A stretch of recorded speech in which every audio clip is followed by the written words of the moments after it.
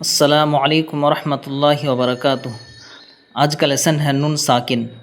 جس یہاں نون ہے اس پر سکون ہے، اس لیے یہ نون ساکن ہے۔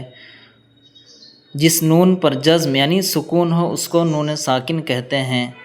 تنوین اور نون ساکن کی آواز یکساں ہوتی ہے، یعنی ایک ہی جیسا آواز، ایک ہی طرح کی آواز ہوتی ہے۔ جیسے با الف دو زبر بن، با نون زبر بن، دونوں کا ساؤنڈ ایک ہی جیسا ہے۔ بن بن، تن تن، تا الف دو زبر تن، تا نون زبر تن، تن تن، ایک ہی طرح کا ساؤنڈ ہے۔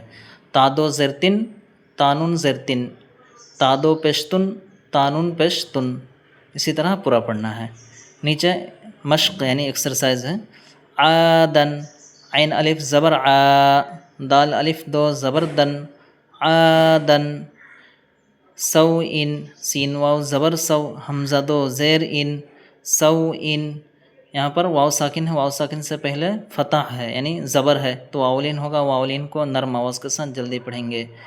قریب، قاف زبر قا، رایا زیر ری، قری، بادو پیش بن، قریب۔ یا ساکن سے پہلے کسرہ ہے اس لیے یا مدہ ہوگا، یا مدہ کو ایک الف کے برابر لانگ کر کے پڑھنا ہے۔